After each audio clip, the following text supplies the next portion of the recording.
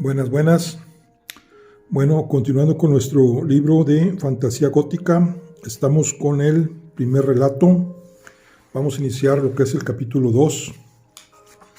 Estamos con el relato de La Casa Encantada.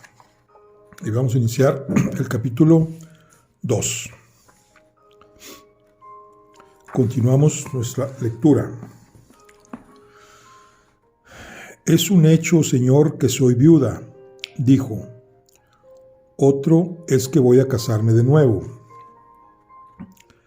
Ahí se detuvo y sonrió ante algún pensamiento que se le ocurrió.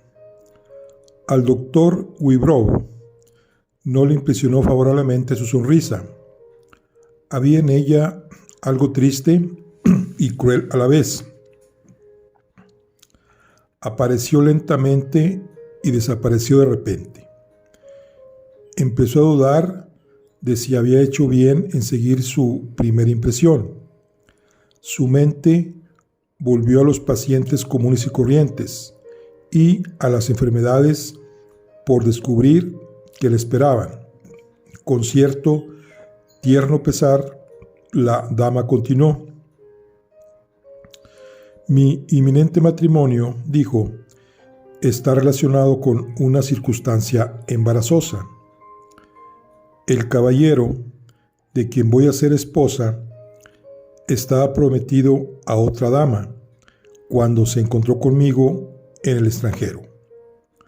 Su dama, por cierto, era de su misma sangre y familia, y está emparentada con él como su prima.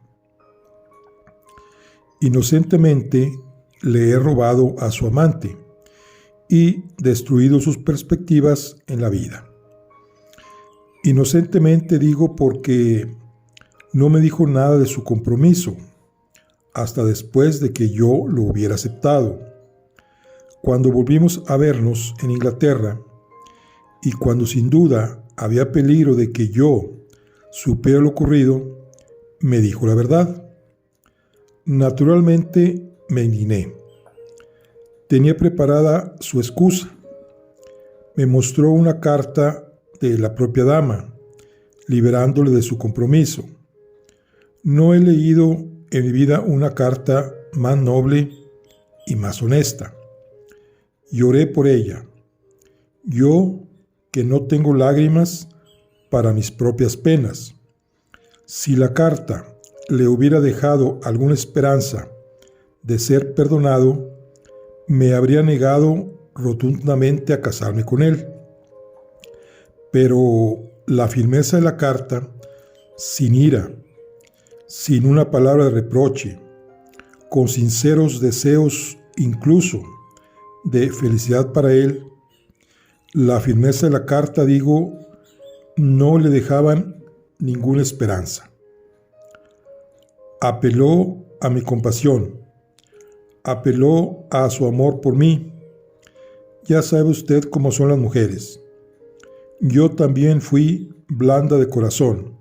Dije, muy bien, sí, dentro de una semana, tiemblo al pensarlo, nos casaremos. Realmente temblaba. Se vio obligada a hacer una pausa y serenarse antes de poder continuar. El doctor, a la espera de más datos, empezó a temer que se tratara de una larga historia. Perdone que le recuerde que hay personas que sufren y esperan verme, dije. Cuando antes vaya al grano, mejor para mí, para mis pacientes y para mí. La extraña sonrisa, tan triste y cruel a la vez, volvió a dibujarse en los labios de la dama. Cada palabra que he dicho va al grano, respondió. Usted mismo lo verá dentro de un momento. Reanudó su relato. Ayer, no debe temer una larga historia, señor. Tan solo ayer me encontraba entre los visitantes de uno de sus almuerzos ingleses. Una dama, una perfecta desconocida para mí, llegó tarde. Después de que nos hubiéramos levantado de la mesa y nos hubiéramos retirado al salón, se sentó por casualidad cerca de mí y nos presentaron. La conocía por su nombre, como ella me conocía a mí.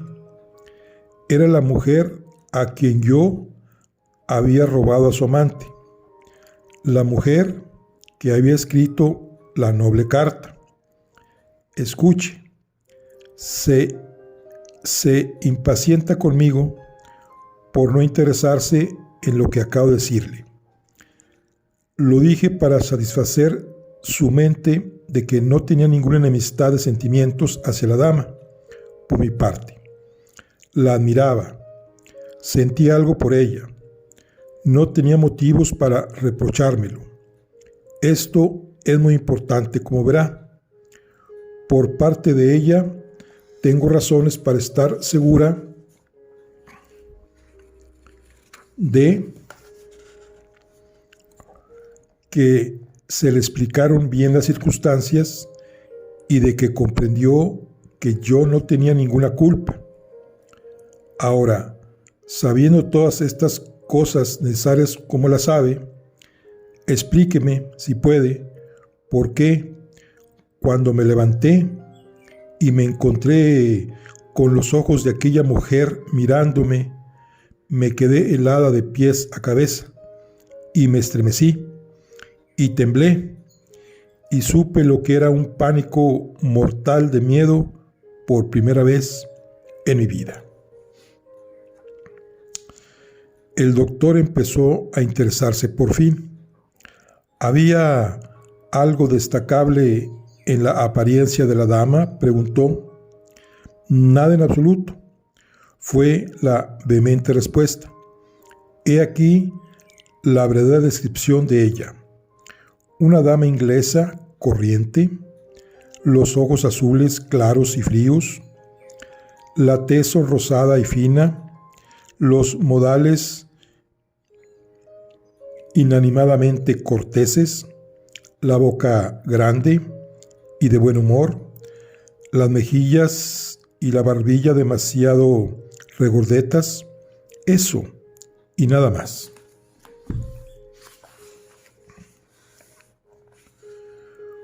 ¿Hubo algo en su expresión cuando la miró por primera vez que le sorprendiera?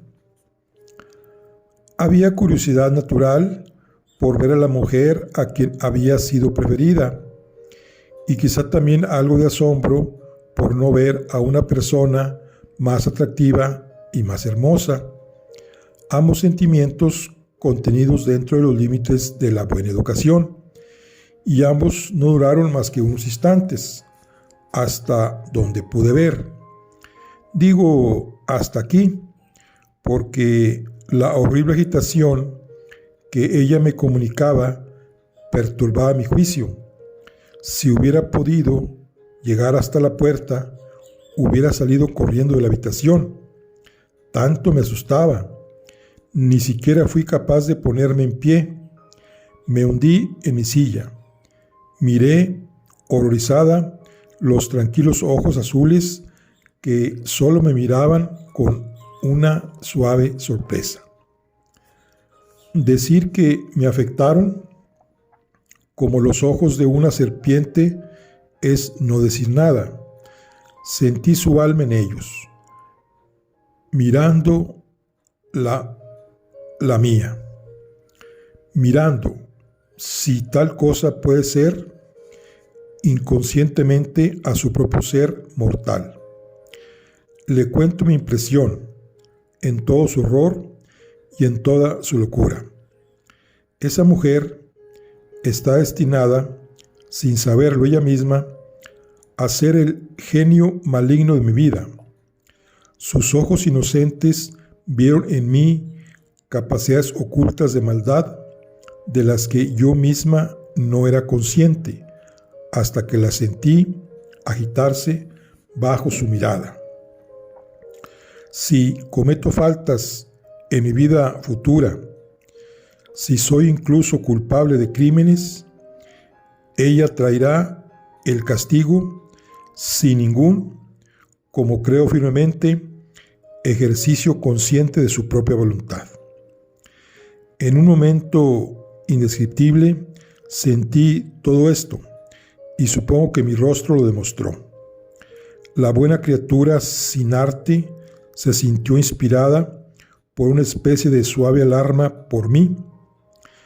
Me temo que el calor de la habitación es demasiado para usted. ¿Quiere probar mi botella de perfume? La oí decir esas amables palabras y no recuerdo nada más. Me desmayé. Cuando recobré el sentido, toda la concurrencia se había ido. Solo la señora de la casa estaba conmigo. Por el momento, no pude decirle nada. La espantosa impresión que he tratado de escribirle volvió a mí con la vuelta a la conciencia. En cuanto pude hablar, le imploré que me dijera toda la verdad sobre la mujer a la que había suplantado. Verá, yo tenía la leve esperanza de que su buen carácter no fuera realmente merecido, que su noble carta fuera una hábil pieza de hipocresía. En resumen, que me odiara en secreto y fuera lo bastante astuta para ocultarlo. No, la señora había sido su amiga desde la infancia. La conocía como si fueran hermanas. La sabía tan buena, tan inocente, tan incapaz de odiar a nadie como a la mayor santa que jamás haya existido. Mi última esperanza, que solo hubiera sentido un presentimiento ordinario de peligro en presencia de un enemigo ordinario, era una esperanza destruida para siempre. Había un esfuerzo más que podía hacer y lo hice. Fui junto al hombre con quien me casaría. Le imploré que me liberara de mi promesa. Se negó. Declaré que rompería mi compromiso. Me mostró cartas de sus hermanas, de sus hermanos y de sus queridos amigos, todas rogándole que recapacitara antes de hacerme su esposa, todas repitiendo informes sobre mí en París, Viena y Londres, que son viles mentiras. Si te niegas a casarte conmigo, me dijo, ¿admites que estos informes son ciertos? ¿Admites que tienes miedo de enfrentarte a la sociedad en el carácter de mi esposa? ¿Qué podía responder? No podía contradecirle. Tenía toda la razón. Si persistía en mi negativa, el resultado sería la destrucción total de mi reputación. Consentí en que la boda se celebrara tal como habíamos acordado y le dejé. La noche ha pasado. Estoy aquí con mi convicción fija. Esa mujer inocente está destinada a ejercer una influencia fatal sobre mi vida. Estoy aquí con mi única pregunta, el único hombre que puede responderla. Por última vez, Señor, ¿qué soy? ¿Un demonio que ha visto al ángel vengador o solo una pobre loca engañada por el delirio de una mente trastornada? El doctor Wybrow se levantó de su silla, decidido a concluir la entrevista. Estaba fuerte y dolorosamente impresionado por lo que había oído. Cuando más la escuchaba, más irresistible era la convicción de la maldad de aquella mujer.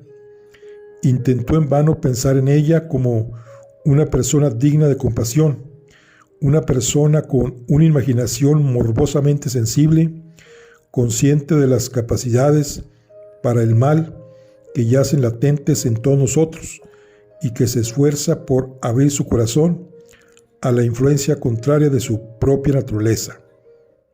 mejor. Un instinto perverso dentro de él le dijo, como si fueran palabras, cuidado con creer en ella. Ya le he dado mi opinión, dijo. No hay ningún signo de que su intelecto esté trastornado, o puede estarlo, que la ciencia médica puede descubrir, según tengo entendido. En cuanto a las impresiones que me ha confiado, solo puedo decir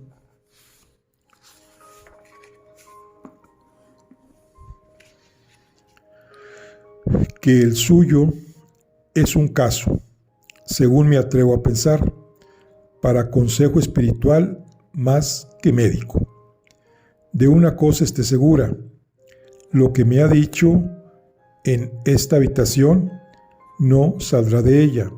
Su confesión está a salvo bajo mi custodia.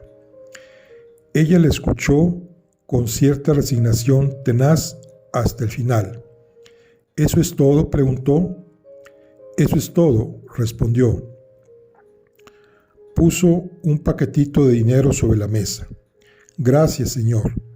Aquí están sus honorarios. Con esas palabras se levantó.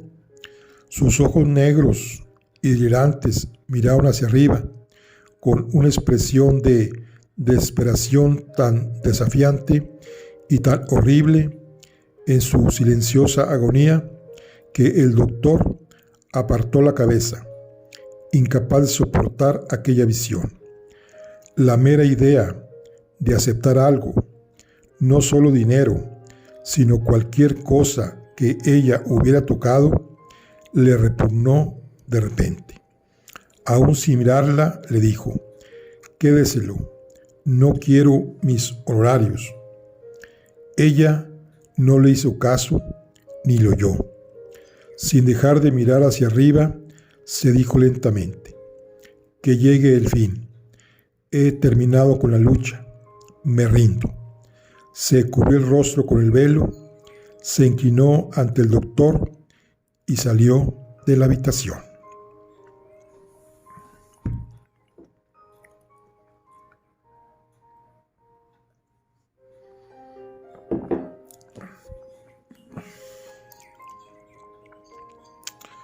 Tocó el timbre y la siguió hasta el vestíbulo. Cuando el criado le cerró la puerta, un repentino impulso de curiosidad, absolutamente indigno de él y al mismo tiempo totalmente irresistible, surgió en la mente del doctor.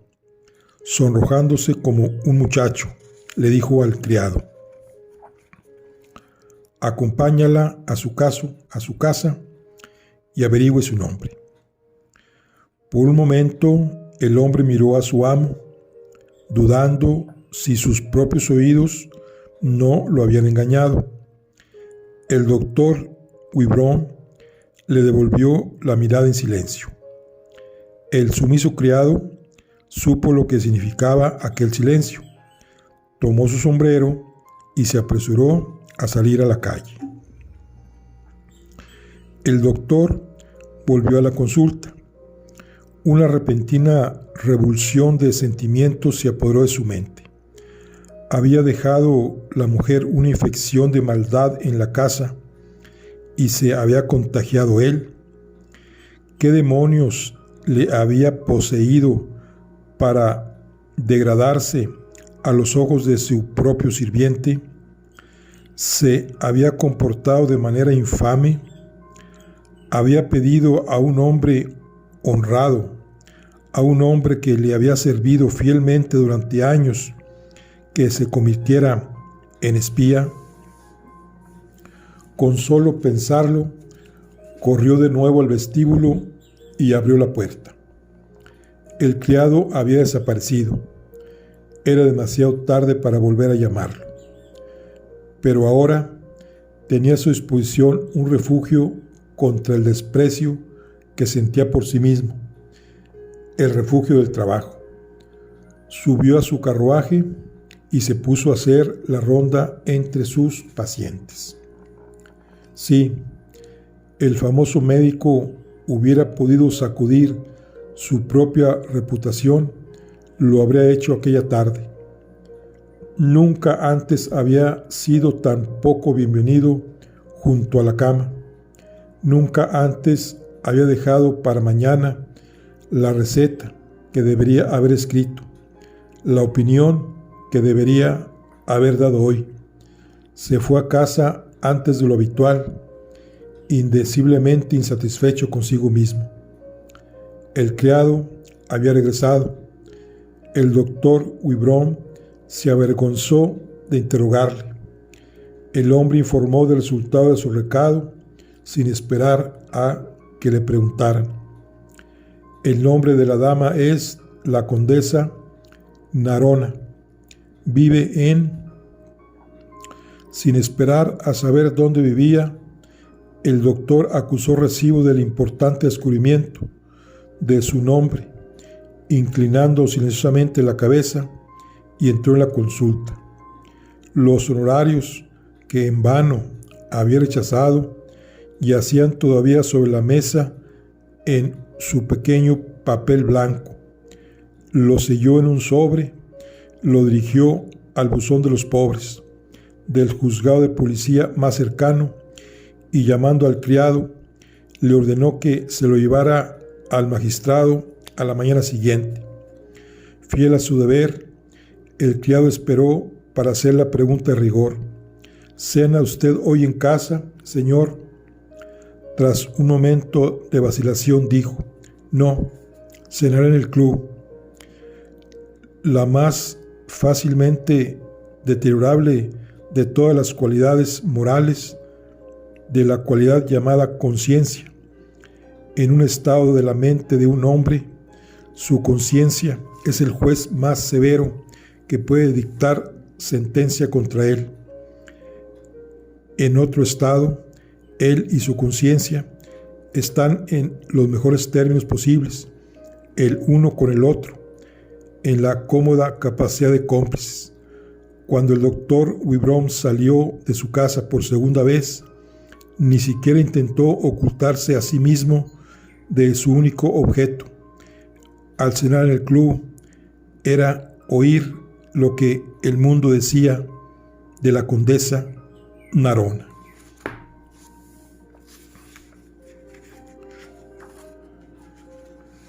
Bueno, aquí concluimos el capítulo 2. Nos vemos en la siguiente. Hasta luego. Estamos con el relato de La Casa Encantada de Wiki Collins, de los relatos de fantasía gótica. Nos vemos en la siguiente. Hasta luego.